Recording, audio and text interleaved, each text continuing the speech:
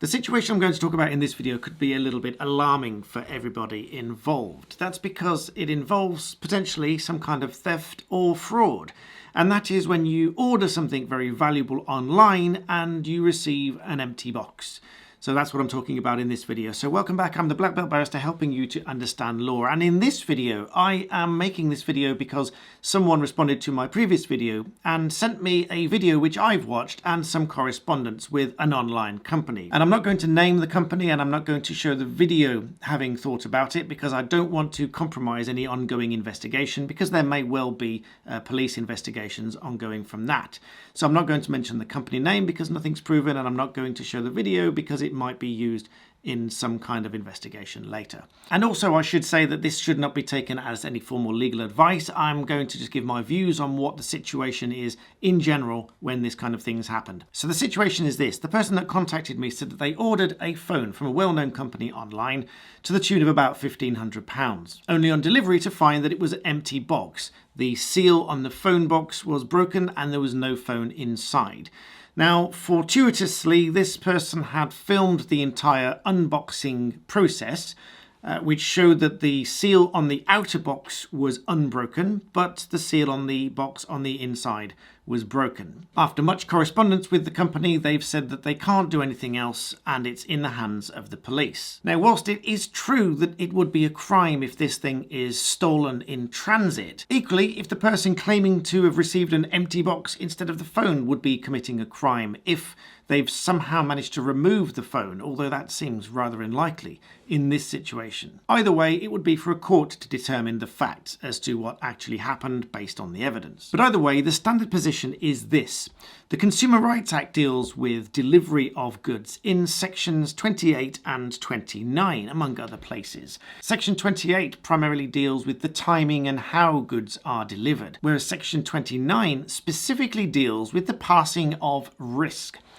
Now, the passing of risk essentially means that these goods belong to and are at the risk of whichever party until such risk is passed to the other person, usually the buyer, of course, in a contract for purchase. So section 29 in consumer contracts implies a term into the contract where it is treated to have been including a term with the following provision: that the goods remain at the trader's risk until they come into the physical possession of either the consumer or a person identified by the consumer to take possession of those goods. And that is not the case where the consumer has commissioned delivery of the goods, and it is not a carrier named by the trader as an option for the consumer. In other words, if the trader gives you a list of carriers to choose from, it's still the trader's risk until they come into your physical possession. So with that said, the Consumer Rights Act is looking specifically at the goods and the passing of risk of those goods. Therefore, on a strict reading of the Act, the goods remain at the risk of the trader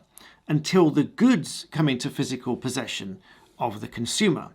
In other words, if they are stolen in transit, then they are at the trader's risk, unless, of course, the consumer has opted for a different carrier, not named by the trader. So in the situation where an empty box is delivered to the consumer, it would be for the trader to prove, on the balance of probabilities, if this ended up in court, that the consumer has received the goods, not just the box. One way they could do this is by showing that they've measured the weight of the box and it is precisely the correct weight, and it's been checkpointed at every point up until and including the delivery to the consumer. But that doesn't necessarily rule out the possibility that the driver has somehow stolen this item before physically handing it to the consumer. This leaves us in a very difficult position because the trader is strictly at risk to those goods until they are in the physical possession of the consumer.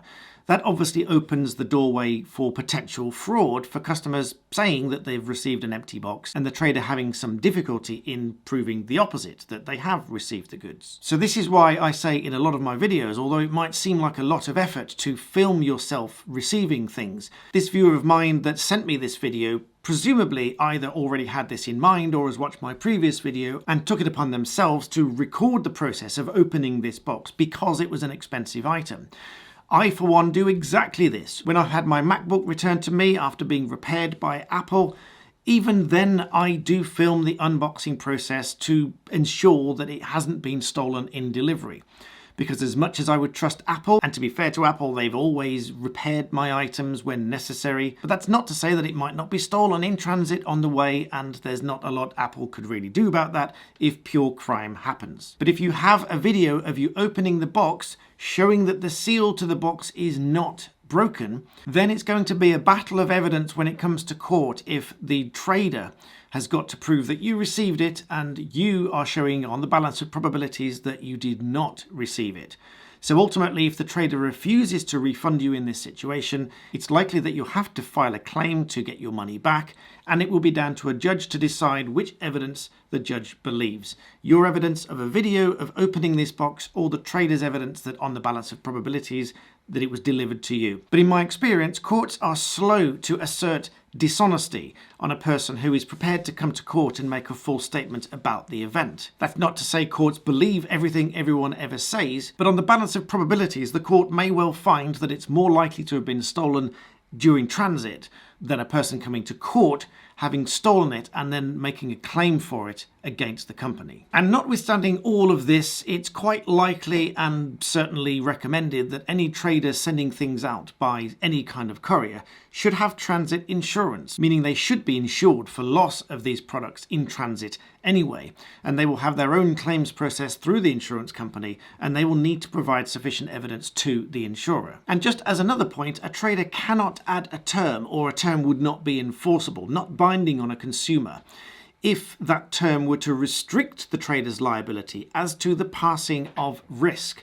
This is in section 31, which is liability that cannot be excluded or restricted. So please be extremely vigilant when you're ordering expensive items online, however well known the retailer is, and try to film yourself opening the box and have a good thorough examination of the box beforehand to show that the box hasn't been opened, couldn't have been opened, and then on the balance of probabilities, it's more likely that it's been stolen in transit or even before it was boxed in the first place. So I hope this video has been helpful, but of course it cannot apply as legal advice to any one particular case, and you would have to seek formal legal advice. But nonetheless, I hope it's useful. So please give this video a thumbs up if you find it useful. Share this with somebody that you are worried about that this might happen to. And as always, thank you for watching.